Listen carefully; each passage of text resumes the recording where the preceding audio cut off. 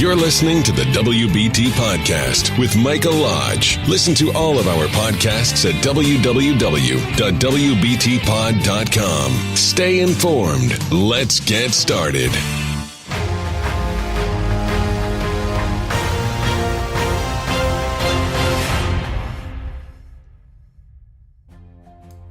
And welcome to another podcast of the WBT. This is Michael Lodge.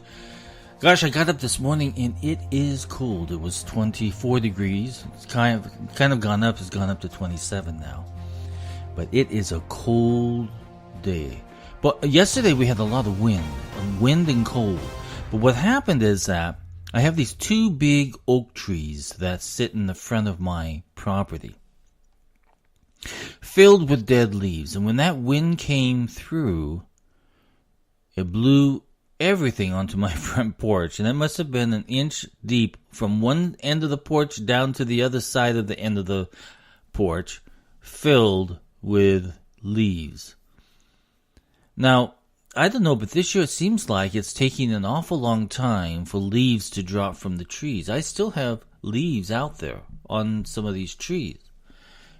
And I'm hoping that at some point in time they're all going to be gone, because I'm getting tired of raking up these leaves. It is not a fun situation when you have to... I have a big yard. I have 2 acres, and it's all in grass and yard. And when those leaves drop, they make a complete mess. So I've learned a trick that I really don't need to rake. So I get my tractor out, which has more blades down at the bottom. And I start from the top of the property and work down. I'm not cutting any grass. I'm just blowing those leaves to one side so I can finally get down to one side where it's all grouped together. So I'm cheating, because I found that those blisters on your hand from using the rake hurts. So I learned to cheat with the lawnmower, okay? And that tractor is really good. Yesterday, I had to cut some branches down out of the old oak tree. And I tell you, that wood was so hard. It took me to go through about 6 inches of wood. It took me almost an hour using one of those long pole saws that you get up and you try to saw through it to get it to come down on you. But it took me a long time. And when I tried to lift the branch, it was heavy. So I had to go get my tractor and pull it from one side all the way over to the other side. So I tell you, I came from California, where I lived up in the Hollywood Hills. I lived right up at the top, right by the Hollywood sign. That's where I lived. And now I'm here in South Carolina most of the year, until I go back in January to work in my Burbank office. But I'm getting used to this new cold weather and this new working out on a lot of property and driving a tractor. It's a brand new experience for me. But I'm enjoying it. It's just that it's a lot of work. So let's get to the conversation that we want to talk about today, and that is dealing with irrational people. And I know that when you are at business, or if you're in your office, or if you're talking to people on the social network that's out there, on Facebook and Twitter and whatever else is used out there, you find that you come in contact with a lot of irrational people.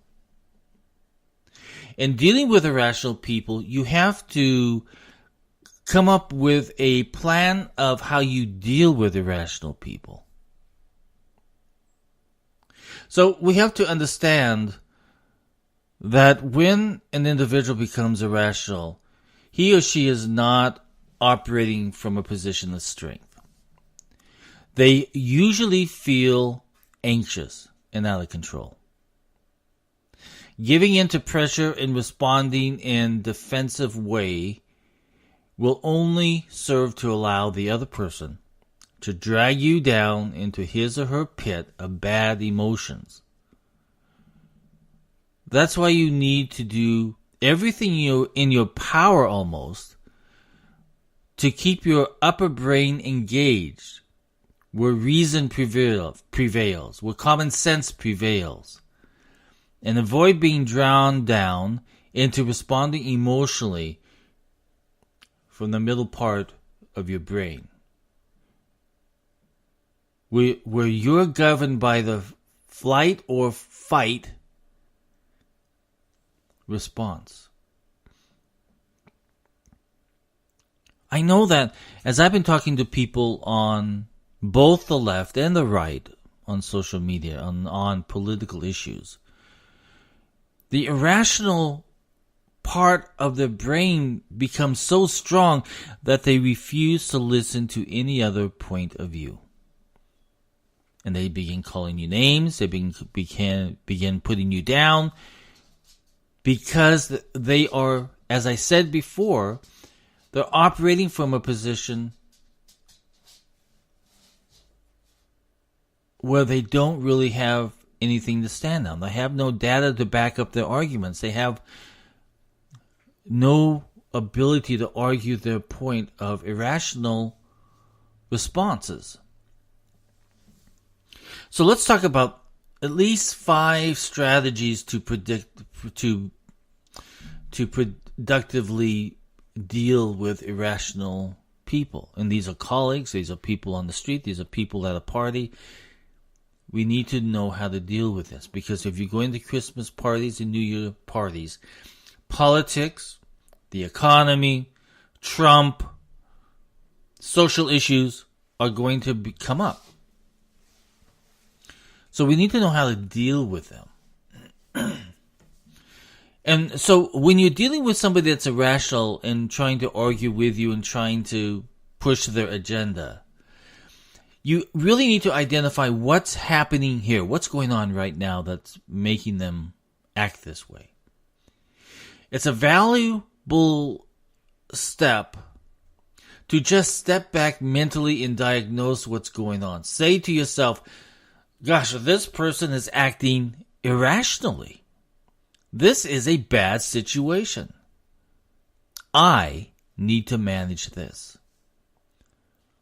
And then you need to calm down. Pausing allows you to quiet the part of your brain which gives you the chance as you pause to regain the high ground and respond from a place of logic, common sense. To do so, you can use the time-honored method of counting to 10. Or you can request that you and your colleague or friend or whoever you're talking with take a 15-minute timeout before resuming your conversation. Or you can imagine what it would feel like to let loose and scream, privately enjoying the mental picture before coming back to your calm, reasonable, common sense self. Now, I'm going to tell you about an experience that I had with a colleague that I was working with. It was a cogeneration power company where they went out and built cogeneration power plants. We had a huge IT department, and it was run by a female individual who did her job very well, but she also was very emotional. Now, this was a contract that I had, and what I did, I went in and looked at risk. I looked at all kinds of risk that was going to happen if we built this $30, $40, $50, $100 million, $200 million cogeneration power plant.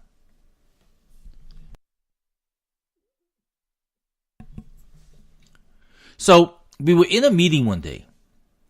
And as we were in that meeting, we were talking about some very sensitive issues of what we saw going on in the IT department that was not getting addressed. And since she was head of the IT department, she took it very, very personally. Now, of the rest of us, and with 10 of us in there, the rest of us knew what was going on with each other. And we were talking with each other. Some got aggressive, some did not, some were calm, and some didn't say anything. But we were all there trying to work on the situation and try to improve the situation. But she took what we were saying so personally that she got up and she said, I'm sorry, but I can't deal with this. I need to go deal with my emotions. Now, she learned this from a seminar that she went to for women in management. And that's probably one of the weakest situations that I've seen a person getting up and go deal with their emotion. But the problem is that she never dealt with the emotion. In fact, she never came back to the meeting. So we have these individuals that have a problem with dealing with situations on a professional basis. And so they become disruptive. And she became disruptive because she left and never came back. So when people say to me, I'm sorry, I'm going to go out and deal with my emotions, I'm sorry, I don't believe in that. If you want to take a 15-minute break, call for a 15-minute break and we'll all take it at the same time. And then maybe we can come back and come to the conclusion even faster. But don't leave and never come back. Because then the problem gets solved with everybody else, but that individual is still not solved with her irrational behavior. And then when you're dealing with people on a one-on-one basis, move closer. When you feel attacked, every fiber of your being wants to punch out or run away. That's why the response is called fight or flight. But the best way to help your irrational colleague is to lean in and have them start to feel like you're on their side. So, go ahead and suggest that you sit down together and talk about what's really going on. Say, what is this really about? Let's talk about root causes. What problem do we need to solve? How can we work together to address this? Now, if they walk away and are still angry and still irrational, there's probably no way that you're going to get to a resolve. But if you lean in and show to them that you are dedicated to solving the issue by working together, you'll have good results. And then you need to step away if that's the only option. Just because the irrational person is acting out, it doesn't mean that they are the only one who counts. You have to make sure you're getting your needs met also. If the situation feels really bad, you can say, we need to stop now. Let's agree to take a break and figure out what a mutually acceptable step what the next step would be. And then you have to also remember that you never have to engage with someone who becomes verbally or physically abusive. And we have seen this a lot, especially on social media. Well, when people do not have an argument or the data to support their agenda, they become verbally and abusive. They become abusive, and they will call you names. They will pick on you, what you look like. They will do every single thing. And I'm talking from experience here, because this is what has happened to me. They become verbally abusive, but they never come back with data. But just remember, you never have to engage with someone who becomes abusive in any way. They become political bigots. They become bigots or social bigots. They become idiots in the way that they want to stick to their agenda and not take into consideration of what other people think. If you need to walk away from it, walk away. Because you will never come to a conclusion. They will keep going on and on and on about nonsense. You may be discussing XYZ, but they will go to other conversations of ABC, which has nothing to do with XYZ. So they go in another direction because they cannot fulfill their argument. They have become irrational in their thought process. So then the other, and probably the most final one that we'll talk about today, is that you need to work out a plan of moving forward together. If you can get to that point, you need to work on a plan. Irrational people often dwell on past events, and they want to rehash them over and over and over and over again. You need to direct the conversation to leave the past behind and plan a path forward. Your objective should be to come to an agreement about what will change, but also how each of you will act going forward. The best outcome is not only to solve today's problem, but also commit to how to resolve issues in the future without anyone, especially your colleague or your friend or whoever they may be, losing control. Use this bad moment as an opportunity to set ground rules on how you and your coworker or your colleague or wife or husband or whoever that you're having a conflict with will operate going forward. And be clear about what will happen when those ground rules are broken. Now, on social media, it's very difficult to set ground rules because everyone has a political agenda. And they will push it, and they will push it, and push it. But as I've said in other podcasts, challenge the data. If they're spouting data, challenge it. And then show your data to support it. If they go off in other directions, say, no, go back to the conversation at hand. I'm not going to address those things. And the same thing should happen when you are in a meeting with an individual. Excuse me, a colleague, a friend, and you need to resolve it. Sometimes you do need to take that break and come back and talk again. But you need to set those ground rules of what will happen once you've come to a conclusion and what will happen in the future on these issues. I tell you, irrational people is really tough to deal with. And I deal with them a lot, especially in the tax industry, where you've got people who think they know the law and they become irrational about the law, but they do not understand how the law is applied to their situation. And they become irrational.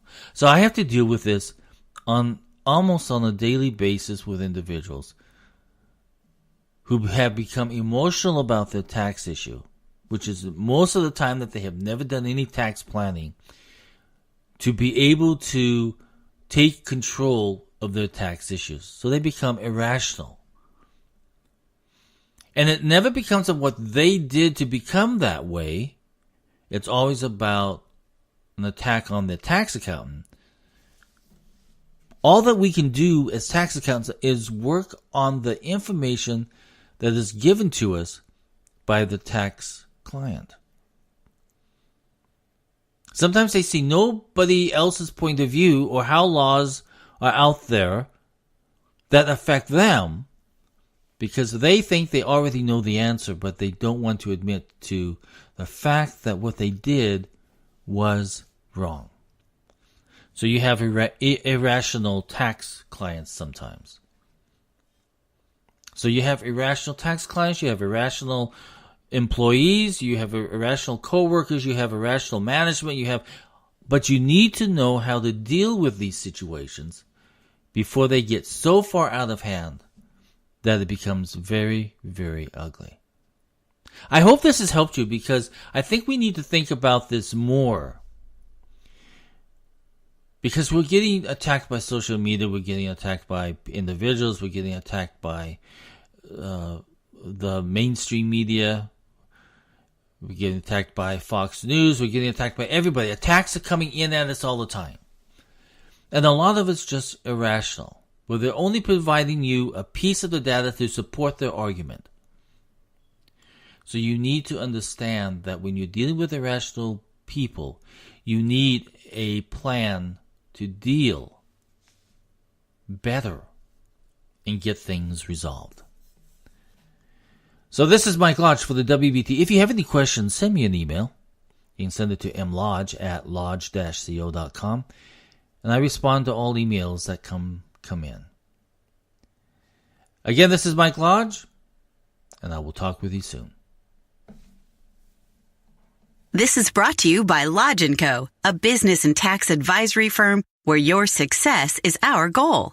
Call us today toll-free at 888-681-1518 or visit us at www.lodge-co.com and learn more about what we can do for you. Lodge & Co., your source for sound business and tax services. Thank you for listening to the WBT with Michael Lodge. Join us again tomorrow as we explore more about business and taxes. Follow us on iHeartRadio and go to our podcast website at www.wbtpod.com and listen to all of our podcasts and read our blogs. World of business and taxes.